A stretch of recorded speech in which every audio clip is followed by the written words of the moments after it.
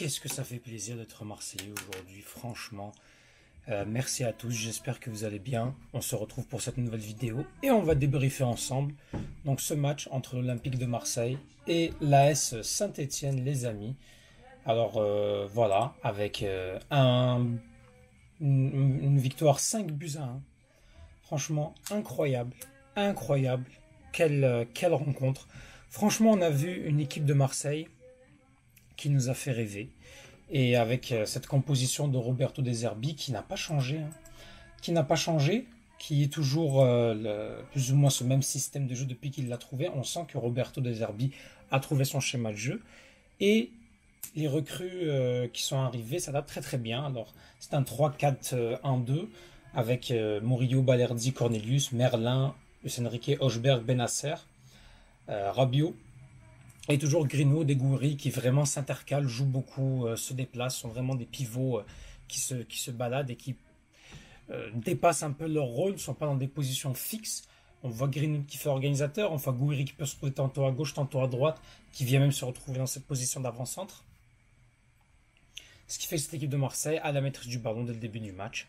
Et il a dans la récupération avec Hochberg et Benasser qui sont là. Même Benasser plus technique, un Hochberg très bon physiquement. On sent que Benasser physiquement, c'est pas encore le cas. Et voilà, puis cette équipe de l'OM, on savait dès le début que ça allait être un gros score. On le savait, franchement, seulement 1-0 à la mi-temps. Il y a eu tellement d'occasions. Il y a eu le but de Balardi qui a été refusé. Ça se discute. Est-ce que c'est une obstruction d'Hochberg sur l'Arseneur? Bon,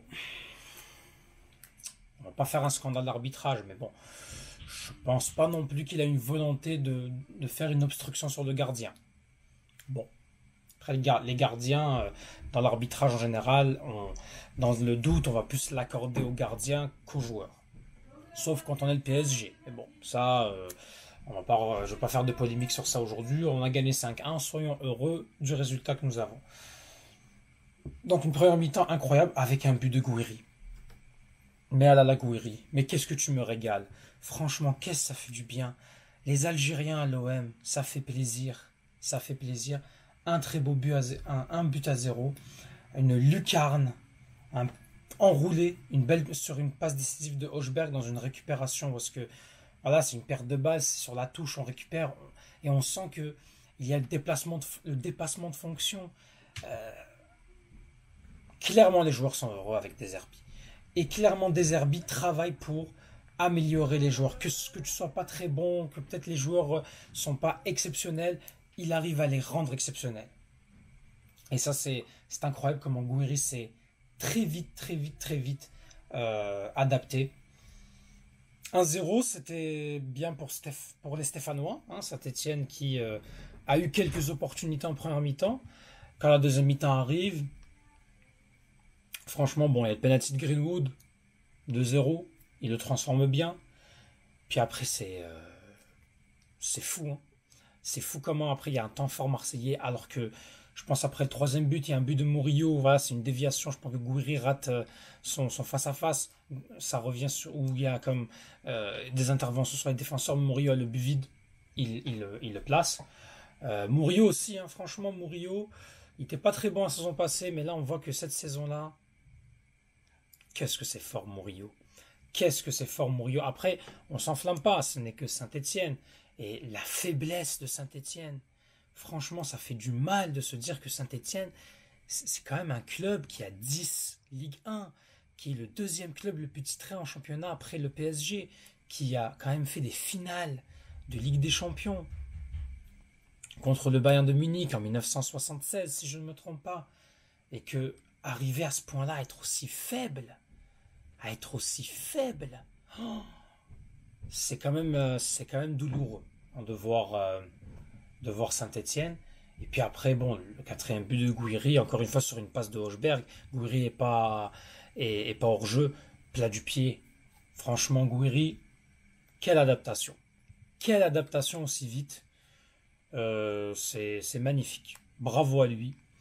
Et il faut pas s'enflammer. Hein. Ça reste que c'est un joueur qu'on sent qui connaît la Ligue 1. Robert De Zerbi, ça se voit qu'il le pistait. On avait des rumeurs sur lui. Tant mieux qu'il vienne, et tant mieux qu'il soit venu. Il s'adapte très vite. On sent qu'il avait envie, on sent qu'il a la volonté, la motivation. Il peut faire mieux encore une fois, hein. Il peut faire mieux. Mais qu'est-ce qu'on demande à un attaquant? C'est de marquer des buts. On l'a décrié, en tout cas, moi non, moi je savais que Gouiri aurait pu nous apporter quelque chose. Après, on va voir avec le temps. Germain aussi, c'est à peu près la même chose les débuts de match. Puis on a vu comment ça a fini. Mais là, Gouiri, il participe au jeu. Il fait du bon travail. Il aurait pu marquer un triplé. L'Arseneur, franchement, il a sauvé des balles. On aurait pu finir 10-1. On aurait pu finir 10-1, les amis. Franchement, et ça n'aurait pas été un scandale. Parce que l'Arseneur... C'est drôle parce que l'Arseneur, on disait que c'était un gardien voilà, qui serait prometteur. C'est un bon gardien. Le seul problème de l'Arseneur, c'est que pour les corners, il n'est pas très bon. En tout cas, dans les sorties aériennes. Puis après le 4-0, voilà, on fait tourner. Bennacer qui a fait un bon match aussi. Hein. Bennacer qui a fait un très bon match. Bennacer qui a été dans la récupération. C'est ça qu'on demande aussi. Hein. Bennacer est bon. Bennacer est correct. Il lui manque du rythme. Donc on espère qu'il va retrouver vite son rythme. Et il va être en concurrence avec Rongier. Hein. Rongier clairement qui est dans le doute. Enfin dans le doute. Il a été blessé, malade. On va voir si il va pouvoir être, il va pouvoir garder sa place titulaire. En tout cas, grosse concurrence au milieu de terrain. Et puis Rabiot qui marque le 5e but. Voilà, on a eu quelques opportunités. Saint-Etienne a eu des opportunités. Ça prouve encore une fois notre fébrilité défensive avec une barre transversale à un moment donné sur un coup franc. Et puis Cardona, l'entrée de Cardona pour Saint-Etienne a été très très forte. Puis, donc, ils ont réussi à réduire le score. Un but pour l'honneur pour les Stéphanois, Lucas Stassin. Puis Dedic qui aurait pu. Ah, Dedic qui a été incroyable aussi. Mais Dedic, défensivement, c'est pas ça pour l'instant. Hein. Par contre, il faut qu'il fasse attention à pas trop dribbler. Il faut que son jeu soit plus simple de temps en temps. Mais excellent joueur. Voilà, les amis, écoutez. Pas grand chose à dire. Maintenant, on est deuxième. On est deuxième avec 7 points de retard sur Paris. On prend 9 points d'avance sur Nice. Et on prend 9 points d'avance sur Monaco. Au moment où je vous parle, Monaco joue depuis la 11e minute face à Nantes et perd 1-0. Ça veut dire que si jamais ça reste comme ça, on prend 9 points d'avance sur Monaco qui est 4e. Et ça, c'est intéressant. Ça, c'est intéressant, sachant qu'on est à 12 journées de la fin. Il nous reste 12 matchs. Il nous reste 12 matchs. Clairement, ça va être... c'est le tournant là. Il faut vraiment assurer. On a des matchs dits faciles contre des petites équipes. En tout cas sur le papier. On doit normalement gagner. On doit montrer notre position de dauphin du Paris Saint-Germain. Même si bon, a priori... D'ailleurs, Nantes, ils sont à 10 en plus. Hein, mais bon. Mais ils mènent 1-0. C'est à Monaco. Lyon va jouer Montpellier. Il y a le Rennes-Lille. Peut-être que Rennes, Habib Bey maintenant qui est nouvel entraîneur, peut-être avoir peut-être avoir un petit peu de sursaut d'orgueil, pourquoi pas. Nice va jouer le Havre. Le Havre aussi, c'est comme Saint-Etienne et Montpellier, c'est la catastrophe. Puis Paris joue Toulouse à l'extérieur. Bon, Paris, ils sont hors course, on le sait. Mais le prochain match, on a Auxerre. Et on a Lille-Monaco. Donc Auxerre, c'est à gagner. On va jouer aussi. Il y a un Lyon-Paris en plus. On a aussi la journée où on va jouer Nantes. Et là, il y a Paris qui va jouer Lille. Donc Lille peut perdre des points. Il y a aussi le Lyon-Brest. Qui sait, peut-être que les Lyonnais vont perdre. Mais bref, il y a ces matchs-là. Puis après, il y a Lens. Avant de jouer Paris. Paris qui va être le match le plus difficile, évidemment. Et on espère qu'on va faire mieux que tous les précédents matchs qu'on a fait face à Paris. En tout cas, les seules grosses équipes qui nous restent, c'est ça, les rencontres charnières pour la fin de saison, c'est la 29e journée avec Monaco-Marseille. Et on a aussi le Marseille-Lille.